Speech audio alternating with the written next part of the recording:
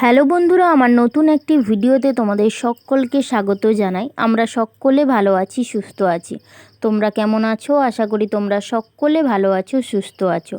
পূর্ব মেদিনীপুর জেলার ছোট্ট একটি গ্রাম থেকে আমি সুমিতা আমার ব্লগ চ্যানেলে তোমাদের জানাই অনেক অনেক স্বাগত আর অনেক অনেক ভালোবাসা।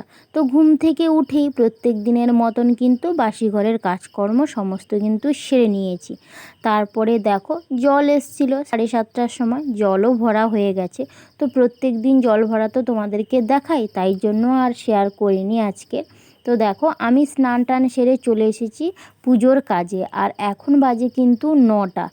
আর যেহেতু গরম পড়ে গেছে তো সেই কারণে গাছগুলোতে না ফুলে ফুলে ভর্তি। আর আমারও ফুল দেখে মনটা ভীষণই ভালো হয়ে যায়, কারণ আমার বাড়ির যে সামনের পরিবেশটা সত্যিই সুন্দর লাগে দেখতে। সকালবেলা যখন রৌদ্রের আলো পড়ে না, ভালো লাগে দেখতে। তার মধ্যে গাছে গাছে ফুল ফুটে আছে, তাও ভীষণ সুন্দর লাগে। তো দেখো পুজো করার জন্য সমস্ত রকমের জবা ফুল তুলে নিলাম। লাল, বিস্কুট আর আবির, এই তিনটেই জবা ফুল আছে, তো তুলে নিলাম।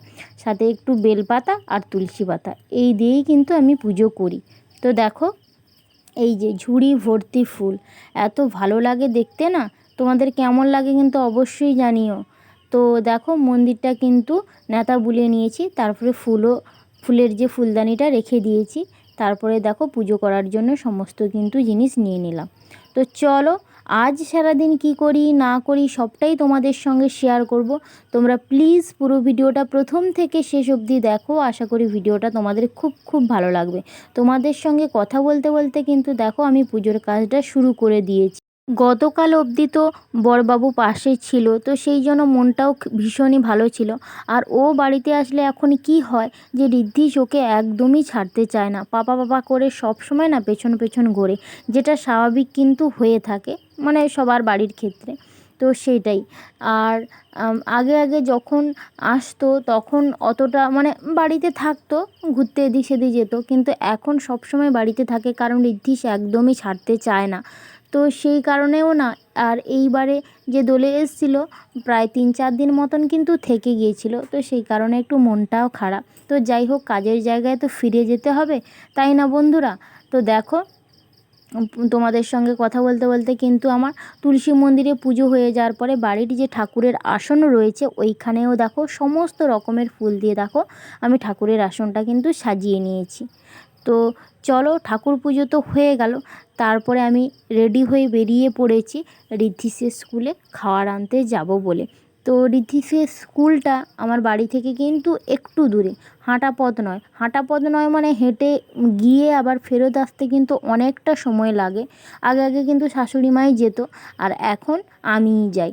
আর এখন কিন্তু আমি সব জায়গাতেই যাই, তোমরা যারা রেগুলার ব্লগ ভিডিও দেখো তারা কিন্তু অবশ্যই জানবে।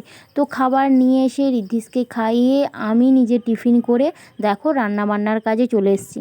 সকাল থেকে সেই যে ঘুম থেকে উঠি 6টা থেকে 6:30টার মধ্যে, আমার কিন্তু আর হাতের বিশ্রাম নেই, বা আমার কিন্তু বসে থাকার আর উপায় নেই।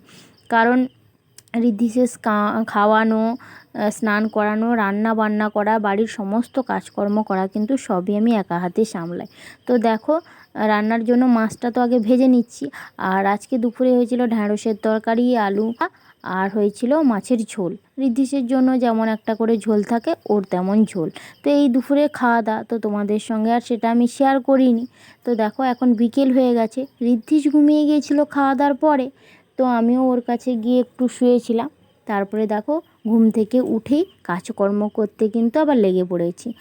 আর শুনছি নাকি ঝড় বৃষ্টি হওয়ার কথা আছে, এদিকে ঝড়ও তো একবার হয়ে গেল, বৃষ্টিও হয়ে গেল। তো সেই কারণে কিন্তু দেখো সমস্ত জ্বালানি কিন্তু রান্নাঘরে তুলে রাখছি, কারণ বর্ষা যদি হয়ে যায় জ্বালানি টাইম মতো তুলে না রাখলে কি হয়, তো তখন তো ভিজে যায়, তখন রান্না করতে কিন্তু খুবই অসুবিধা হয় উনুনে। তো দেখো জ্বালানি টালানি তুলে গাছে কয়েকটা বেগুন ছিল সেটাও তুলে নিলাম।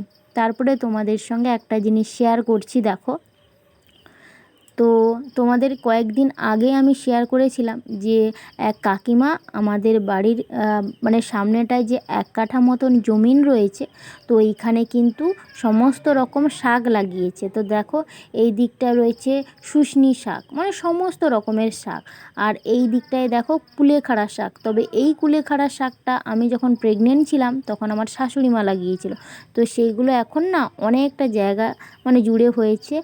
আর আর ওই সাইডটা রয়েছে কলমি শাক, লোটে শাক, মানে বিভিন্ন রকমের শাক রয়েছে। তো কাকিমা দেখো বাজারে বিক্রি করতে যাবে বলে এই শুশনি শাকগুলো তুলছে, আর কলমি শাকও তার সঙ্গে তুলবে। তো দেখো এই কাকিমার বাড়ি থেকে কিন্তু সমস্ত রকমের শাকটা লাগিয়েছে। তো শাক তো আমরা ডেলি খাই না, কারণ প্রত্যেক দিন তো একই জিনিস খাই না। তো যখন যেমন ইচ্ছে হয় তখন তেমন কিন্তু কলমি শাকটা তুলে আনা হয়। আর ঘরের জিনিস বা বাড়ির জিনিস খেতে না টাটকা ভীষণই ভালো লাগে, তাই না বন্ধুরা? তো যাই হোক, তো কাকিমা তো বাড়ি চলে গেছে।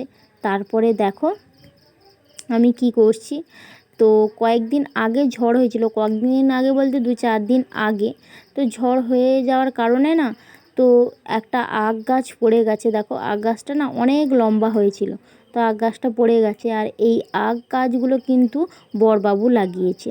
তো ভেবেছিলাম ও থাকাকালীন এই আগটা কাটবো, কিন্তু সেটা আর মানে সময় হয়নি। কারণ এটা সেটা হয়ে যাচ্ছে, এখানে সেখানে চলে যাচ্ছি, ঋদ্ধিষকে ডাক্তার দেখাতে যাচ্ছি, আমরা মানে অন্য একটা জায়গায় চলে গেলাম, এই করে করে কিন্তু আর হয়নি। তো তারপরে আমি যখন কাটতে যাই তখন দেখছি গোড়াটা একদম ভেঙে গেছে, মানে আর ওটা থেকে গাছ হবে না। তো সেই কারণে কিন্তু আমি আগ গাছটা ওইখান থেকে নিয়ে এলাম। তো মিষ্টি হবে না কি জানি না, তো সন্ধ্যাবেলায় খেয়ে দেখব। এখন তো কেটে নিই, তারপরে কাকিমার বাড়িতেও একটু দেবো। আগ গাছের সামনের যে অংশটা, ওইটা কিন্তু লাগিয়ে দিলে নতুনভাবে আবার আগ হয়। তো সেই কারণে আমি দেখো মানে সামনেটা কিন্তু কেটে রেখে দিলাম। তো কালকে সকালবেলায় কিন্তু লাগিয়ে দেবো, মানে ভেজা জায়গা লাগিয়ে রাখলে না ভালো হয়। আর এই যে নিচের অংশটা এইটুকুনি হয়েছে, তো এইটা কিন্তু কাকিমার বাড়িতে একটু দেবো, আর আমরা একটু খাবো। তো চলো, বিকেলের কাজকর্ম তো সমস্ত শেষ করে নিয়েছি। সন্ধ্যাবেলায় দেখো সন্ধ্যা প্রদীপও দিয়ে দিয়েছি তুলসী মন্দিরে। আর ঘরের যে কাছ মানে সামনেটা, সেখানেও কিন্তু প্রদীপ জ্বেলে দিলাম। তো চলো, ভিডিওটা আর বেশি বড় করছি না, এখানেই শেষ করছি। সবটা মিলিয়ে কেমন লাগলো অবশ্যই জানিও। নেক্সট ভিডিওতে তোমাদের সঙ্গে দেখা হবে। সবাই ভালো থাকো, সুস্থ থাকো। চলো আজকের মতন টাটা।